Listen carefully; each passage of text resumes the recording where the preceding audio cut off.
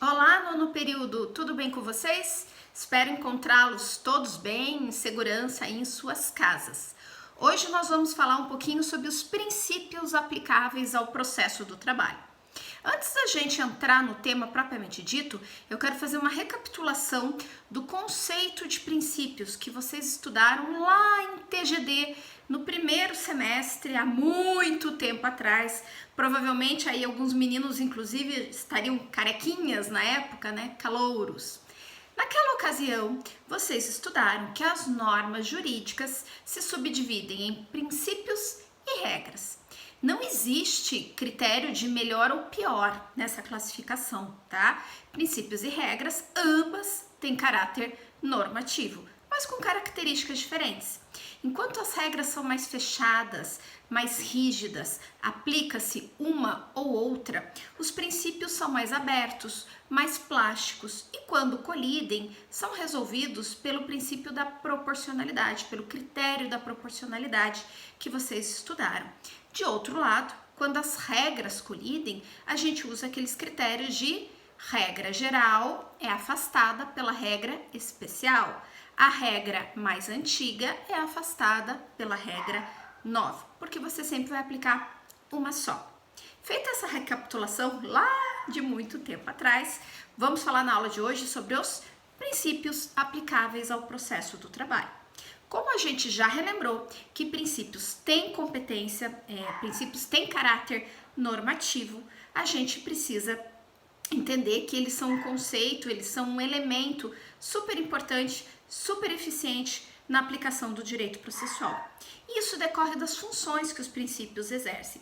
Princípios exercem funções informativas, integrativas e interpretativas. E é a partir destas funções de informar o ordenamento jurídico, auxiliar na interpretação do ordenamento jurídico, completar lacunas que existam no ordenamento jurídico, faz com que os princípios sejam uma mão na roda, seja um mecanismo, uma ferramenta muito eficiente, tanto no direito material e mais ainda no direito processual, em que muitos dos enroscos em que a gente observa na tramitação de um processo acaba sendo resolvido ou pautado pela aplicação de um princípio. Agora que a gente já relembrou o que são os princípios, agora que nós já relembramos quais são as funções dos princípios, vamos ver quais são esses princípios que a gente aplica aqui no processo do trabalho. Na primeira parte da aula, a gente vai relembrar aqueles princípios gerais de direito processual como um todo, que são aplicáveis tanto ao processo civil, quanto ao processo penal, quanto ao processo do trabalho. Portanto, a prof não vai falar nada de novo, vai falar matérias que vocês já conhecem, que vocês já dominam, mas que não custa nada a gente dar uma relembrada. Claro que qualquer ordenamento jurídico processual se funda no princípio da igualdade. A partir do momento em que o Estado detém para si o monopólio da jurisdição e que diz, olha, particulares, vocês não resolvem mais os conflitos de vocês na base do olho por olho, dente por dente. Quem resolve sou eu, o Estado, o único que pode resolver. Eu detenho o monopólio. Para que isso funcione, eu, Estado, tenho que tratar todas as partes litigantes como sendo partes iguais. E por isso que esse princípio tão fundamental é o princípio da igualdade.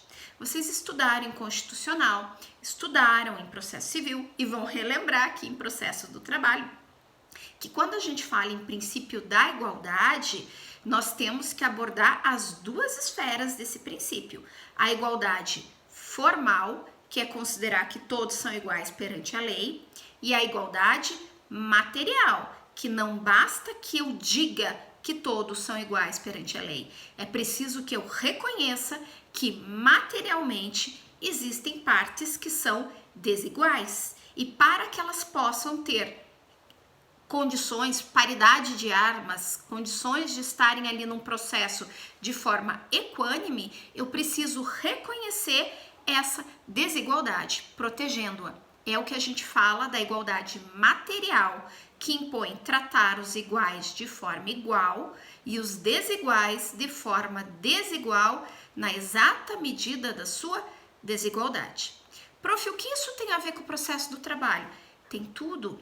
Lembrem-se, quando nós estamos falando de uma ação trabalhista, na maioria das vezes, um dos polos da relação processual você tem o representante do capital e no outro polo você tem o representante do trabalho. E vocês estudaram em direito material, estudaram em sociologia que essas forças não são equilibradas numa sociedade capitalista.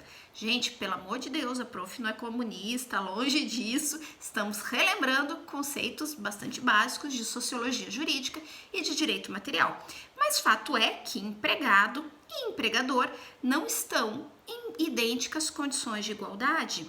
E esse elemento que representa a desigualdade é justamente a subordinação jurídica que o empregado se encontra. Então, se eu tenho uma parte que é hipossuficiente, como o direito assim reconhece, e que precisa ser protegida, significa que eu respeito o direito à igualdade material quando eu a trato de forma desigual na exata medida de sua desigualdade. Esse princípio da igualdade material, ele vai ter várias implicações no processo do trabalho, como a gente vai ver ao longo do curso. Exemplo, pode existir inversão de ônus da prova em favor do trabalhador. Podem existir exigências para que o réu empregador que perdeu o processo possa recorrer, como a garantia do depósito, o pagamento do depósito recursal. São todas características de proteção decorrentes desse princípio da igualdade material. Agora vejam, cuidado.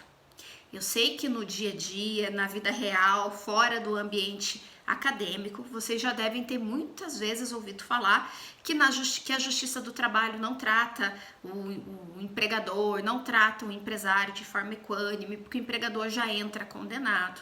Isso não é de todo verdade, tá? Nós temos que separar o joio do trigo. Fato é que o direito processual do trabalho é um direito protetivo, porque prima pelo princípio da igualdade material. Agora, isso não significa que o operador deve deixar de ser neutro, deve deixar de ser imparcial. O próprio processo possui ferramentas para garantir a sua igualdade material, beleza?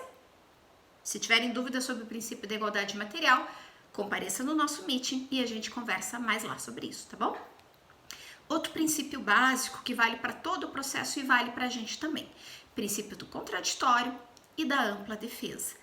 Claro, todo o processo, na medida em que uma pessoa vem, uma parte, melhor dizendo, vem e traz uma versão dos fatos, temos que garantir a outra que venha e traga também a sua versão, contestando, impugnando. E o respeito ao contraditório e à ampla defesa deve estar presente em todas as fases de um processo judicial e a mesma coisa no processo do trabalho. Um detalhe. Tudo tem um detalhe, né? Dizem que o diabo mora nos detalhes, então vamos cuidar aqui com os detalhes.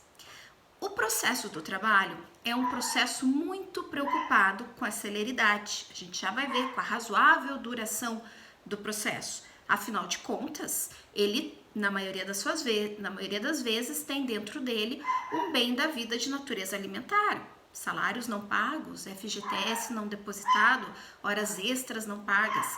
E a gente sabe que processos que têm como objeto verba de natureza alimentar são processos que primam pela celeridade. Isso faz com que, em alguns momentos, o contraditório e a ampla defesa no processo do trabalho possam ser delegados a um segundo momento, possam ser diferidos, mas sempre respeitado. A gente chama isso de modulação do contraditório e da ampla defesa no processo do trabalho. Querem ver um exemplo? Nós vamos estudar com mais vagar no curso, não se preocupem, é só um exemplo. No processo do trabalho, enquanto regra geral, decisões interlocutórias proferidas no curso do processo não são recorríveis de imediato, justamente por conta da celeridade. Então, não quer dizer que dessa decisão interlocutória proferida para o juiz, que não cabe recurso de imediato, dela não vai caber contraditório, não vai caber ampla defesa, claro que sim. Só que vai acontecer no momento depois, no momento um contraditório diferido, tá? É um detalhe desse princípio geral do processo, que quando aplicável ao processo do trabalho, tem que se adaptar às características daquele direito processual em que ele está sendo concretizado. Nós temos, por outro lado, também o princípio da imparcialidade do juiz e a motivação das decisões judiciais. Também decorre de um imperativo constitucional, está lá no artigo 93, inciso 9, que considera nulas as decisões judiciais proferidas sem fundamentação. Essa exigência de fundamentação de decisão judicial decorre justamente para que a gente, ao analisar a fundamentação que o juiz deu, a gente possa observar se o juiz foi imparcial ou não. Então, cuidado com aquelas fake news que a gente escuta aí sobre justiça do trabalho. Ah, juiz trabalhista é sempre pró-reclamante. Não é verdade. Tem até alguns que são, assim como tem outros que são pró-reclamado. Não deveriam ser pró-nada, mas a gente sabe que isso acontece. Mas o processo do trabalho prima e exige que nós tenhamos um juiz imparcial e que motive as suas decisões. Para fechar essa primeira parte da aula, que são os princípios gerais do processo, aplicáveis ao processo do trabalho, nós temos o princípio da razoável duração do processo. Esse princípio ele foi expressado na Constituição através da Emenda Constitucional 45 de 2004, que inseriu o inciso 78 lá no artigo 5º, dizendo que é um direito fundamental de todo cidadão que o seu processo tenha a sua razoável duração. Eu já antecipei e contei para vocês que o processo do trabalho tem verdadeira fissura pela celeridade. Sempre teve, muito antes dessa alteração no texto constitucional, que vale para todos os processos. Lógico que quando vem o legislador constituinte, altera a Constituição e diz que é direito fundamental a razoável duração, para a gente que já é ligadão no 330 volts, faz todo sentido. É um imperativo de que o processo deve se tramitar de forma célere. Querem ver exemplos? As audiências no processo do trabalho, segundo a CLT, são unas.